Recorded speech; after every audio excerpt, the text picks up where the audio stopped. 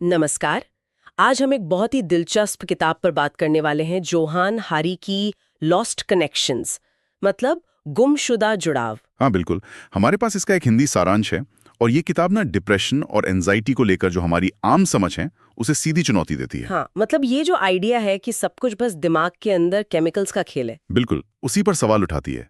लेखक का कहना है कि ये दिक्कतें अक्सर सिर्फ हमारे दिमाग का केमिकल लोचा नहीं होती, असली जड़ें हमारी जिंदगी, हमारे समाज में होती हैं। और उन्होंने ये खुद भी अनुभव किया है ना। हाँ बिल्कुल।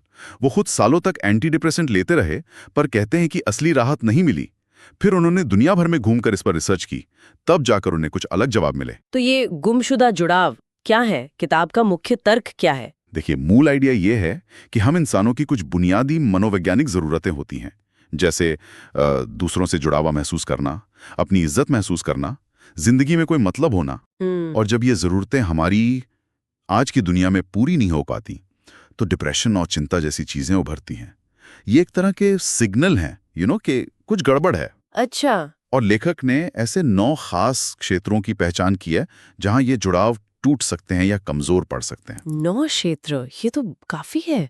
क्या आप इन्हें थोड़ा थोड़ा समझा सकते हैं, शायद कुछ हिस्सों में बांटकर? हाँ हाँ बिल्कुल, कोशिश करते हैं।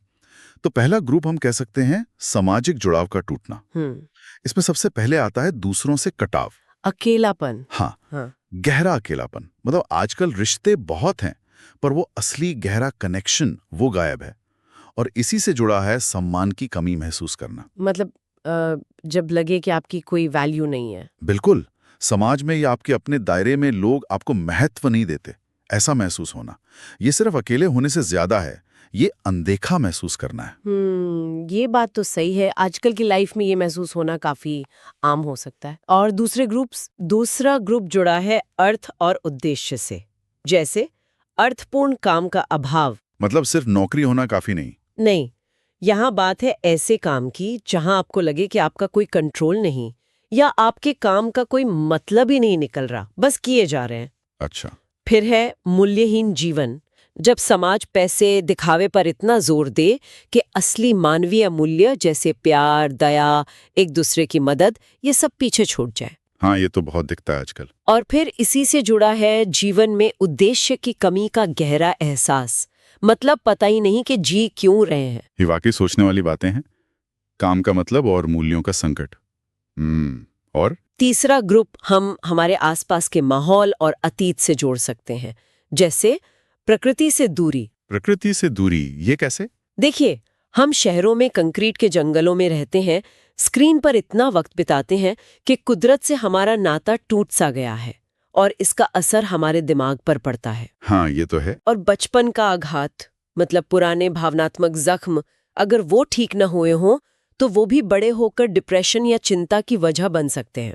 प्रकृति वाली बात तो काफी अनोखी लगी। हम अक्सर ध्यान नहीं देते इस पर। और बाकी? हाँ, और जो आखिरी ग्रुप है वो कंट्रोल और भविष्य से जुड़ा है। इसमें है स्वतंत्रता या नियंत्रण की कमी। मतलब जब लगे कि अपनी जिंदगी अपने हाथ में ही नहीं है।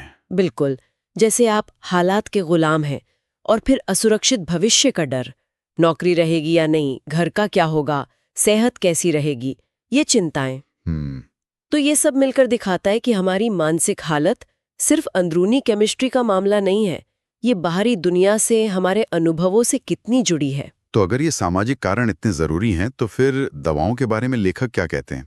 क्या एंटी डिप्रेसेंट्स बेकार हैं? नहीं, ऐसा नहीं कहते वो दवाओं को पूरी तरह खारिज नहीं करते।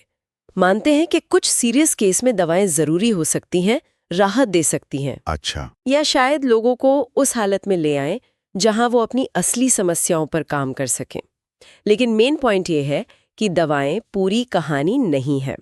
वो लक्षणों को दबा सकती हैं, पर जड़ को, उन खोए हुए जुड़ावों को ठीक नहीं करती। मतलब सिर्फ गोली खा लेना काफी नहीं है। बिल्कुल, सिर्फ उन पर टिके रहना असल समाधान नहीं है। तो फिर पूरा समाधान क्या है? लेखक किन चीजों की तरफ इशारा करते हैं? लेखक उन तरीकों पर जोर देते हैं जिनसे ये खोए हुए जुड़ाव दोबारा बन सकें, जैसे सामाजिक जुड़ाव बढ़ाना। कैसे?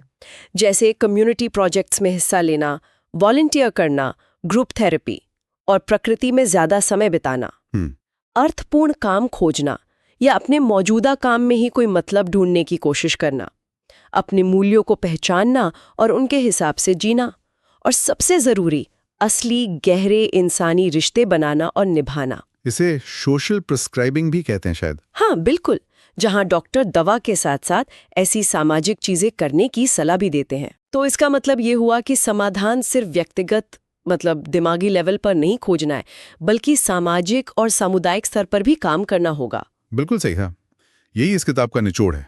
डिप्रेशन और चिंता सिर्फ कोई दिमागी बीमारी नहीं, बल्कि ये इस बात का संकेत है कि हमारी ज़रूरतें पूरी नहीं हो रही, हमारे कनेक्शंस टूट गए हैं। ये एक तरह का दर्द है जो हमें कुछ बदलने को कह रहा है। हाँ बिल्कुल, व्यक्तिगत जीवन में भी और हमारे समाज में भी। तो कुल मिलाकर लॉस्ट कनेक्शंस हमें याद दिलाती है कि इंसान आखिर है तो एक सामाजिक प्राणी ही, और उसकी मानसिक सेहत उसके रिश्तों, उसके समुदाय, उसके मूल्यों और उसके माहौल से कितनी गहराई से जुड़ी हुई है। हाँ, और बड़ा संदेश यही है कि असली हल सिर्फ केमिकल बैलेंस ठीक करने में नहीं है, बल्कि समाज में करुणा, आपसी समझ और उन खोए हुए इंसानी जुड़ावों को फिर से बुनने में है। हमें एक ऐसा समाज बनाने पर ध्यान देना होगा जहां लोगों की ये मनोवैज्ञानिक जरूरतें पूरी हो सकें। तो चलिए इस चर्चा को यहाँ खत्म करते हुए एक सवाल सोचने के लिए छोड़ जाते हैं। अगर डिप्रेशन और चिंता हमारे सामाजिक और व्यक्तिगत जुड़ावों के टूटने के सिग्नल हैं, तो क्या हमें सिर्फ व्यक्तिगत इलाज पर ही फोकस करना चाहिए, या फिर अपने समुदायों और समाज में इन जुड़ावों को फिर से बनाने और मजबूत करने पर भी उतना ही या शायद उससे भी ज्यादा ध्यान देने की जरूरत है?